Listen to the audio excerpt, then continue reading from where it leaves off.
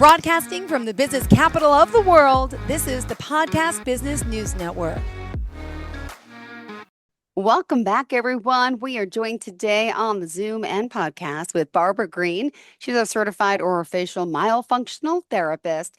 Excited for her to be back here to talk more about her company, Tongue Thrust. That's tonguethrust.com. And she's back today to talk all about the children, the adults that she's helping, with her unique exercises and really, doing so much to change people's lives. So first and foremost, thank you for that. And welcome back. How are you? Thank you. I am good. I just wanted to, today, it was a bit upsetting yesterday to find out that a dentist that I highly respect and his father have actually lost their dental licenses just because they believe in doing something that isn't mainstream. In other words, they are orthodontists that were taught to be orthodontists, but they realized what they were doing was not really doing what was necessary for children to grow their faces bigger, to grow their mouths bigger and more in the correct position. Oh. And as a result, they created this wonderful philosophy called orthotropics, which to me is so exceptional because I've seen the difference. I've seen the they treat. And Dr. William Hang was one of the people that I referred to for many years, who was in my area. And he taught people all over the world how to do this type of work. And the sad thing is that the Dental Society doesn't necessarily agree with some of the people that are practicing like airway dentistry, practicing dentistry to treat children and adults differently, to give them better breathing mechanisms, to give them a bigger, more beautiful face and a mouth that can accommodate their tongue. And so instead, we have the opposite happening a great deal of the time, where they're taking out 4 bicuspids to make their mouths, to make it easier to do orthodontics. And in fact, we've had with orthodontists, and they tell you to your face, it is necessary sometimes. And I agree that there are people with smaller mouths than others, but you need to find a way to make that mouth bigger. And taking out teeth is certainly not going to be the answer. It's accommodating what they have and making it function in a better way. So it's very upsetting when dentists are losing license. And the same is true even with myofunctional therapy. There are some people who disagree that myofunctional therapy is valuable and that a dentist should not be using it in their office or referring to people. And yet I can cite you thousands of cases that I've personally treated that have no more headaches, no more pain.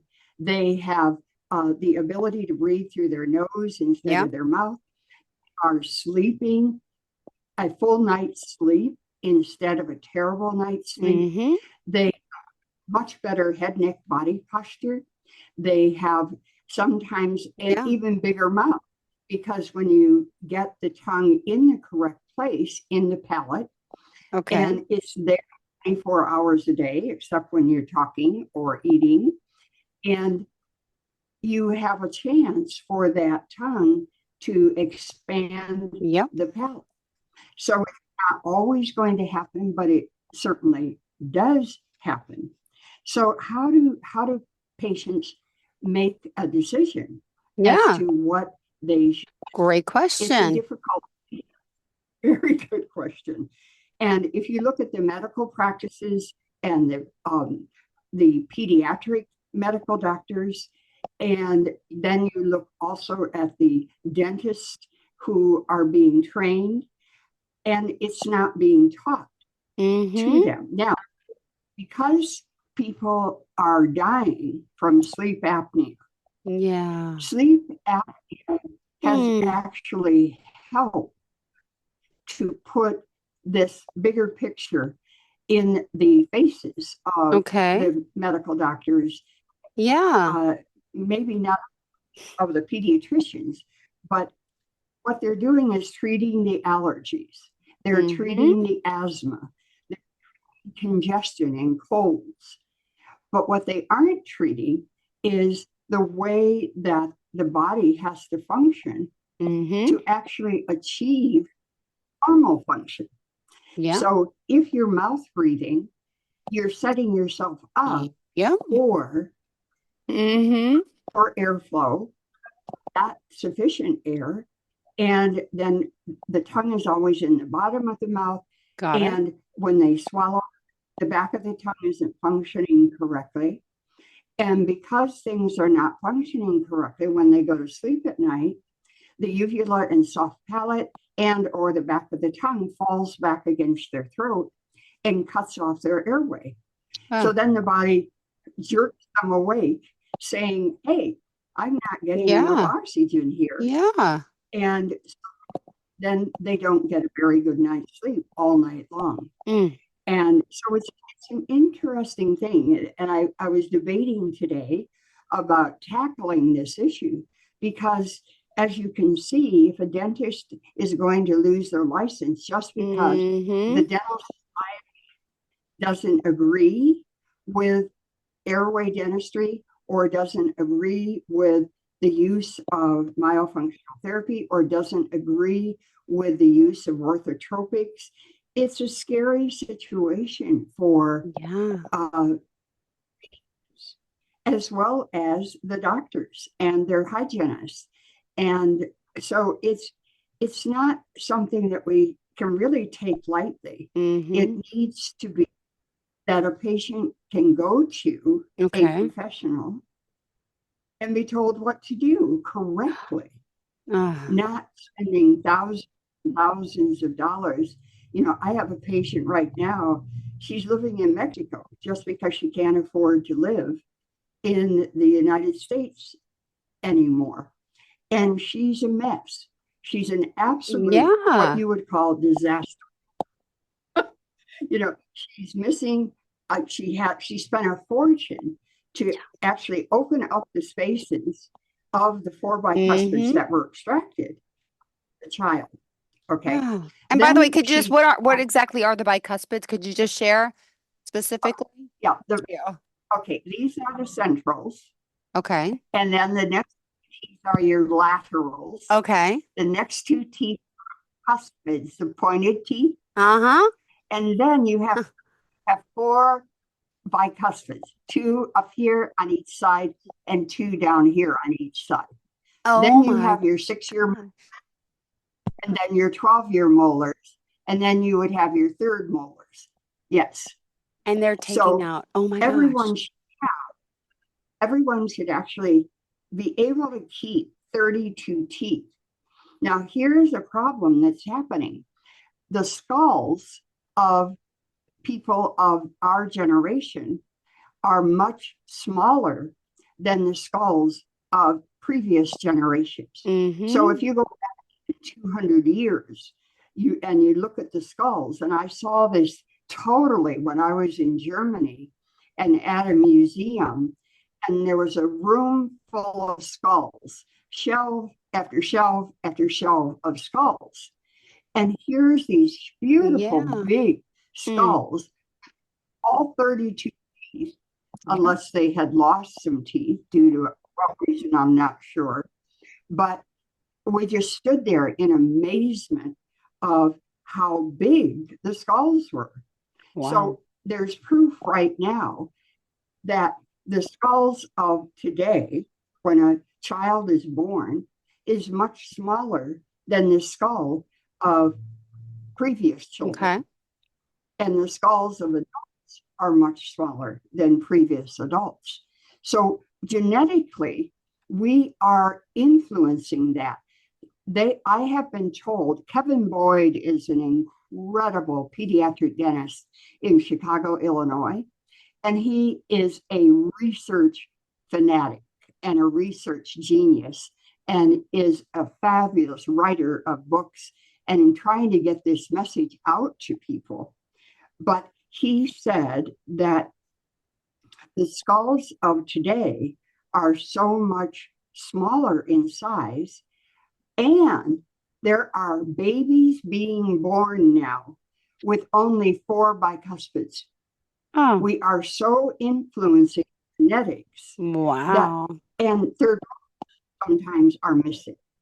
Now, let me tell you, third molars are there for a reason.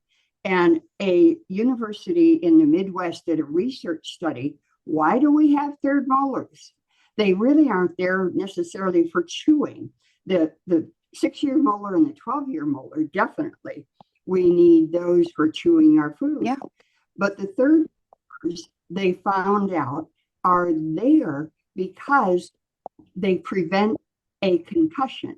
Wow. So if you are in an accident or you are playing sports and you get hit and your head is hit really hard, the third molars are actually there as shock absorbers for the trauma and allow the brain to not be as traumatized. And so they're there to help prevent concussion. Mm-hmm. So, I mean, to me, that's so fast. Okay, Yeah. just that they discovered that. Yeah. But now here we are just routinely taking out third molars on kids in orthodontics. So mothers and dads have to become really, really their child's advocates to say, no, we're not making that decision. You have to find a way to make the mouth big enough Yep. to accommodate these teeth. And sometimes it takes going to several different people before you actually get the answers. Now, this woman that I'm seeing in Mexico, she's had the spaces opened up again. Wow. So they've moved her upper teeth forward. And so now she has 4 open spaces and braces. Okay. But now what they want to do, instead of filling those spaces, which you should do with implants and crowns, so that she has a big wow. Instead, they're going to do surgery and orthodontics, and they're going to move it all back. Got it. Well, what's going to happen when they do that? Yeah. Where's her tongue going to go? Yeah. See, so they're making her mouth smaller again, and it's a mess. And everything is so expensive. So a lot of the patients that I see as adults have so many issues. You know, they're in pain. They have neck and back pain. They have jaw pain. They have breathing issues. They have sleep apnea. They have a mouth that's too small and a tongue that doesn't fit. Now, I can help that by making the tongue, it's kind of like sending your tongue to a gym. To school, yeah, for making training it camp. work It's like out. it's a workout. Exactly. I like that analogy. It's true. Every part of your body needs. You're right. Yeah, yeah. It is. So that's exactly what we're doing, is training the muscles to work differently, okay, and in the proper position. So if your mouth is too small and you've had bicuspids removed, then it's a job to try to get everything to be happy with itself. Otherwise, the only answer is surgery. Yeah. You've got to get that mouth bigger. Mm-hmm. And so surgery is so outrageously expensive that now the insurance companies are no longer paying for the doctors. They'll only pay for the hospitalization and the anesthesia and that, but they will not pay for the doctor doing the surgery. And my surgery at a discount was $35,000 out of pocket. Now I'm hearing prices like $80,000, $90,000. That's just the surgeon. And so people are making decisions about their health that aren't as good for them just because of the expense Yeah. and just because they don't want surgery. So then they're asking someone like myself to try to help them with a mouth that's too small and a tongue that's too big. So, we do our best, but sometimes it still isn't enough. Yeah. So they end up with a lot of periodontal issues. You know what periodontics Yeah, I've heard is? it. It's just your gum Your tissue. gums, right? Yeah. People get Uh, that decay and all. Yes. right, and they have gum disease, and then they have to have surgery and do grafts on their gum tissue. So it's a huge issue right now. And I just don't know where it's going to end up because the patient is the one paying the price. Yeah. And so, like today, if you were, I don't know if you have small children, 7 and but 9. when Yeah, you 2 have a boys. child, oh, well, So see, they're the primary one age is when 9. One has braces on already, like 2 here, and they put the palate expander in like a year ago. We're working on it because he had like his underbite like this, real bad underbite, which is yeah. so he's, the type, or he or she is the type that you need to bring that upper jaw forward. Almost never is the lower jaw too far forward. They say that it is that third that in orthodontics they want that lower jaw farther back to match the upper jaw, but in orthotropic work you realize that it's the upper jaw that's in the wrong place. And so when they're young, that's when you need to be treating them to get that upper jaw higher up and more forward. So it's one of the things that right now is a problem is the diet of our children. Yeah. They are not chewing enough foods, really chewing on vegetables like carrots and things of that nature, and meats that cause them to have. What do we have? A new invention called pouches.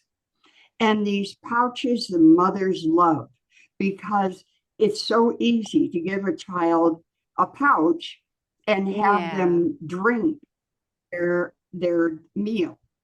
And I agree, pouches are great for like you're on a trip and somebody just needs something. Well, then a pouch works fine, but not for general drinking and eating food. They are terrible. So here we have a whole different problem of convenience. Yeah, So a for lot sure. of things are Oh, convenient. And we've so overscheduled our kids. Not so only do true. they have school all day, but then they have sports. Oh, Then they have every music. night it's Then religion, it's church. Oh, it's baseball, it's soccer, it's football. I'm living this life you're describing. Ah, eating it's snacks on the true. And go. then No time for home cooked meals, healthy stuff. No, take a processed snack. I'm living this life right now. exactly. Yeah. Yes. And so what do they end up with? French fries, things that, yes, it's food, but it's not food that's making their jaws grow. No. And it's not foods that are making their faces grow and their bodies grow. Well, they're growing. I mean, obviously, they're growing. But we're seeing so many problems as a result of not chewing food the way they should be chewing food. I mean, any food, any person should be chewing between at least 10 to 30 times. Like when I chew up a salad, a mouthful of salad, it takes me at least 15 to 40 bites of chewing. You're depending on what's in the stomach. So chewing has become an issue. Everyone is in such a hurry to eat, they're taking too big a bite and they're not chewing long enough. Yeah. And so what do they end up with? Digestion problems, gas, burping, hiccups, stomach aches, GERD. How many of my patients have all of that when I first see them? Almost all of them. And then they end up with a lot of other health issues as an adult. So if I can get rid of that, which I do frequently, then they have a much better health issue also. Yeah. So it's a thing that parents have got to realize, that their kids' lives are too busy. Their lives are too busy. Like you're working today, Yeah. Kids get off the bus. I got to be there in an hour and a half. Yeah. Right. And so it's such a major dilemma that we're facing, that we've somehow got to bring back, how do we want our children to grow up? And I'm having a problem with myofunctional therapy. The kids are supposed to do, and adults, exercises twice a day. And those exercises can take at least 30 minutes to do each time. Well, who has an hour plus a day to do those exercises when everybody is frantically going from one lesson to another lesson, and not that that isn't important. I understand that. It's great that our kids have sports and all that. But COVID proved that they didn't die without it. Yeah. They couldn't go all of that stuff during COVID. And yet they survived, without it. And sometimes it was the best thing that could have happened, because the kids got to just be. I know. I agree. That was important, So COVID was a blessing and a curse in so many ways. Still a curse, because a lot of people are still getting sick. Yes. And I have so many cancellations. And I've never had that many cancellations in my practice. And they go to school, they come home sick. They get better, they go back to school, they come home sick again.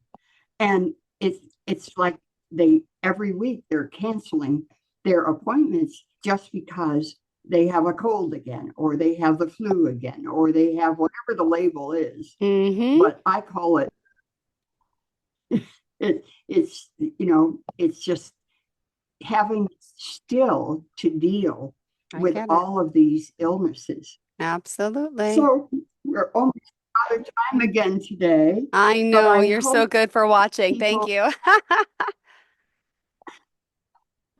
Well, I just hope people have a better sense of how they need to protect themselves, and find clinicians who really know what they're doing and who care about the space in your mouth for all of your teeth, and how to prevent getting sick all the time, how to prevent getting gum disease, how to prevent getting jaw joint issues and headaches and neck pain and back pain all the time. They aren't normal things. No. They should be, your body should be able to exist without them.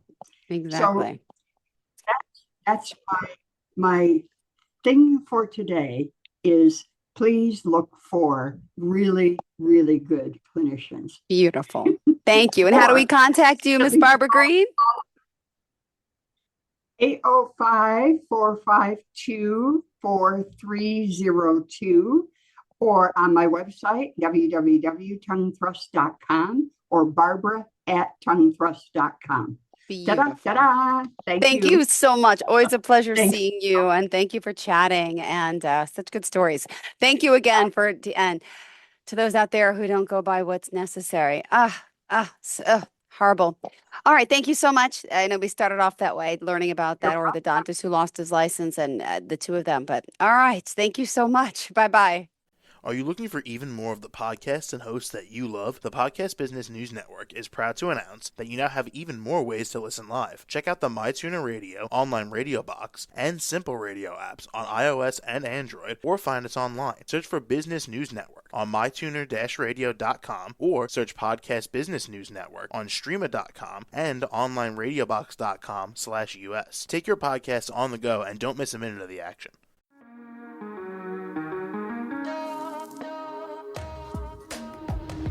Broadcasting from the business capital of the world, this is the Podcast Business News Network.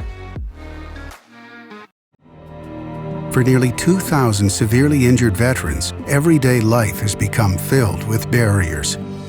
Day-to-day simple tasks can become pretty daunting. I have to carry my chair up 2 flights of steps or have somebody do it for me. What scares me the most is just the falling. When I'm struggling with my house, I think, to have that one great barrier just knocked down, it's crucial. Home for Our Troops is a wonderful nonprofit that builds a Mortgage-free, fully adaptive, handicap-accessible house. And there's no catch. It'll be our very first home that we've ever owned. This is a game changer. This is where your life begins again. We need you to join us in completing this important mission. Please visit hfotusa.org and help build homes and rebuild lives. Because of you, everything's going to be okay.